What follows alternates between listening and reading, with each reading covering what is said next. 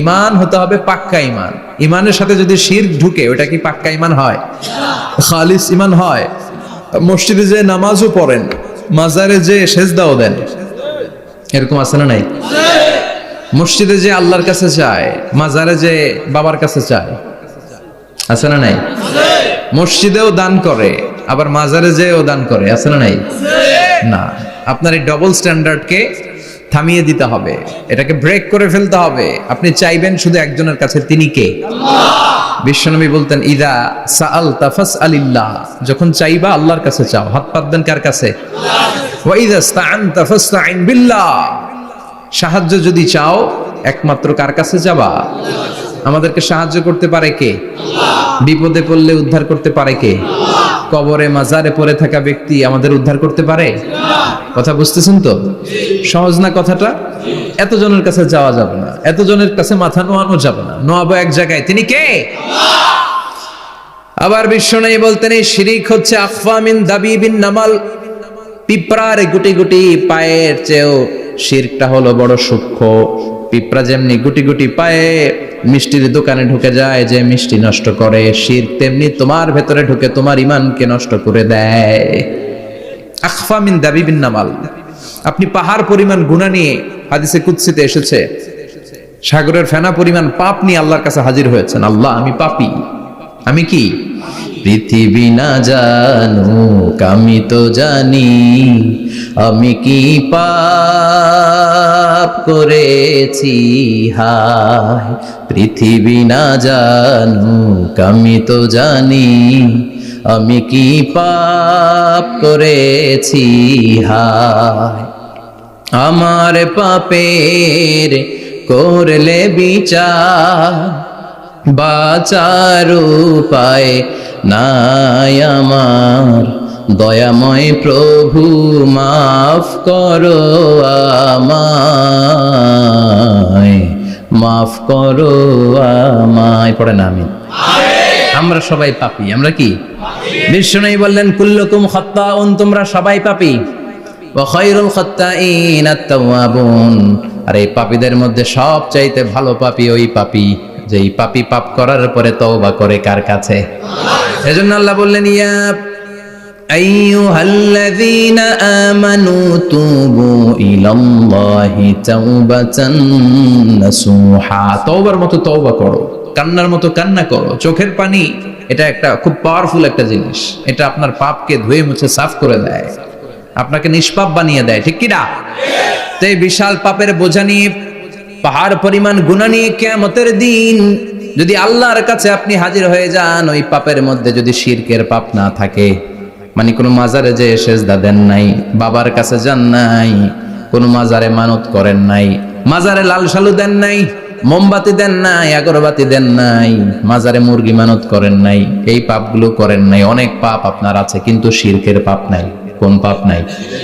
আল্লাহ বললেন, হাজার কোটি পাপ নিয়ে, পাপের বোঝা নিয়ে, পাহাড় পরিমাণ অন্যায় নিয়ে, গুনাহ নিয়ে যদি আমার সামনে আসো, আর এই গুনার মধ্যে যদি শিরকের কোনো গুনাহ না থাকে, তাহলে আমি আল্লাহ পাহাড় পরিমাণ দয়ার ক্ষমা নিয়ে তোমার কাছে হাজির হয়ে যাব।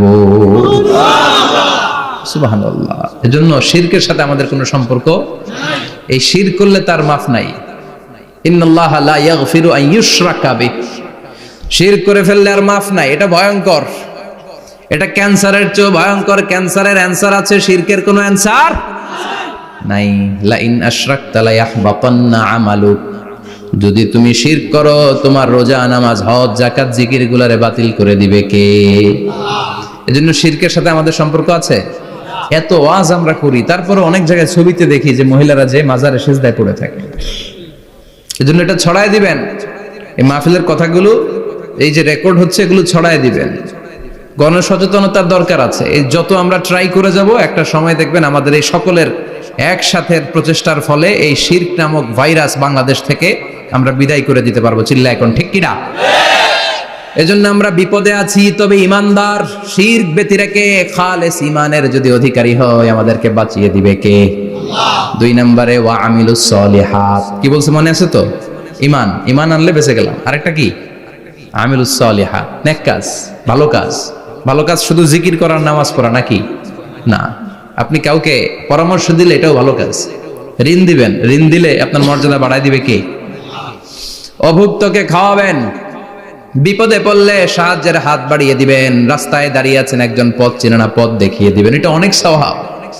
সূরা ফাতিহা একজনরে পড়ায় দেন, ওই লোক সারা জীবন সূরা ফাতিহা যতবার পড়বে তার একটা পার্সেন্টেজ সওয়াব আপনার আমলনামায় দিবে কে? আল্লাহ। তারপরে মানুষকে টাকা দিয়ে সাহায্য করবেন, অসুস্থ হয়ে গেলে রক্তের প্রয়োজন হলে গায়ের রক্ত দিয়ে সাহায্য করবেন, কবুল করবে কে? আল্লাহ। রক্ত দেয়া অনেক বড় ইবাদত, জানেন এটা? মুমূর্ষু ব্যক্তিকে যদি রক্ত দেন, আপনার এই রক্তের কারণে যদি কারো প্রাণ বেঁচে যায়, তাহলে আপনি কেমন যেন গোটা বিশ্বের সব মানুষের প্রাণ বাঁচিয়ে দিলেন। একজনকে বাঁচানো মানে সবাইকে বাঁচানো, একজনকে মারা মানে সবাইকে মারা। এজন্য বিশ্বনবী বললেন, আল ইনসান বুনিয়ানুম মারসুস, সব মানুষগুলো হলো আল্লাহর পক্ষ থেকে সীসা ঢালাই করা প্রাচীর। একজনকে নষ্ট করা মানে প্রাচীরটাকে ভেঙে দেয়া, ঠিক কিনা?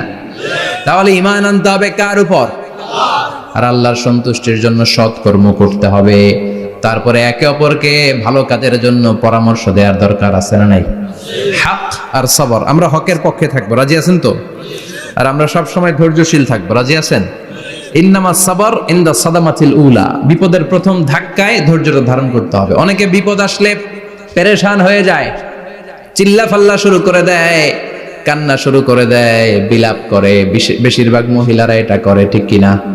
বিষ্ণু বললেন, বিপদের প্রথম ধাক্কায় কেমন সবর করলা এটাই দেখার বিষয়। ইন্নামা সাবর ইনদা সাদামাতিল উলা, বিপদের প্রথম ধাক্কায় যে সবর ধরতে পারে সেই আসল সবুর, সেই আসল কি সবুর মানে ধৈর্য ধারণকারী। বিশ্বনবী দোয়া করতেন, আল্লাহ আপনি আমারে ধৈর্যশীল বানান, আল্লাহুম্মা জাআলনি সাবুরা ওয়াজআলনি শাকুরা, আপনি আমারে ধৈর্যশীল বানান, আপনি আমারে শুকরগুজার বানান।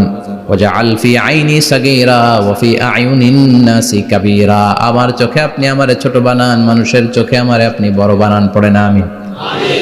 আর জোরে পড়ে না আমিন? আমিন। চারটা ওয়াজ কাল থাকবে তো? আলামিন ভাইয়ের প্রথমে কি করতে হবে? ঈমান, ঈমানের পরে সৎকর্ম, তারপরে হক আর সবর, এগুলো মেনে চলতে হবে। রাজি আছেন তো? আরো জোরে পড়েন ইনশাআল্লাহ। আসুন আমরা আল্লাহকে ফরমালি থ্যাঙ্কস দেই, শুকরিয়া জানাই, কালিমাতু শুকুর পড়ি, আওয়াজ করে আমরা পড়ি আলহামদুলিল্লাহ। পড়েন রব্বানা লাকাল হামদ হামদান কাসীরান তাইয়িবান মুবারাকান ফীহি ইয়া রাব্বি লাকাল হামদু কামা ইয়ানবাগি লিজালালি ওয়াজহিকা ওয়া আযীমি সুলতানিকা লাকাল হামদু বিল ঈমান লাকাল হামদু বিল ইসলাম লাকাল হামদু বিল কুরআন। প্রশংসা করলাম কার? আল্লাহ। জোরে বলেন কার? সব সময় প্রশংসা করতে হবে কার? আল্লাহ। সে আল্লাহর পাঠানো সব চাইতে দামি মর্যাদাবান আসমানি কিতাবের নাম হচ্ছে কি? কুরআন। চিল্লায় বলেন কি নাম? কুরআন। এই যে সূরাতুল আসর তেলাওয়াত করেছে, কোন কিতাবে আছে? কথা বলেন। এই কোরআনটা হচ্ছে নূর, এই কোরআনটা হচ্ছে হিদায়াত, এই কোরআনটা হচ্ছে শিফা, এটা হচ্ছে আলো। এই কোরআন থেকে আলো নিয়ে নিজেদেরকে আলোকিত করতে হবে। কি করতে হবে?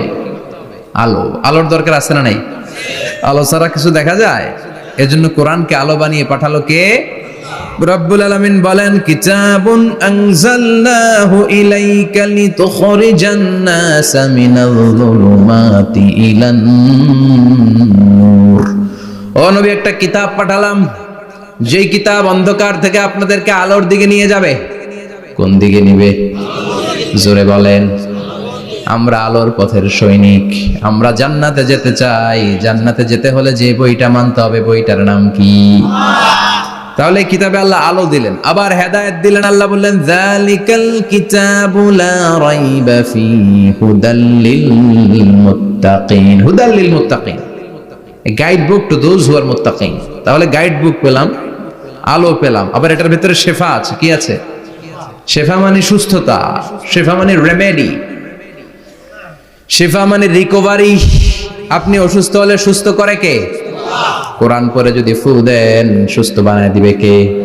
নাকি তাবিজের ভেতরে ঢুকায় ঝুলাইবেন? ঝুলানো যাবে? পড়তে হবে। কি করবেন? যে ঘরে সূরা বাকারা তেলাওয়াত করা হয় সেখান থেকে শয়তান দৌড়ে পালায়, নাকি যেই ঘরে বাকারা ঝুলিয়ে রাখা হয়?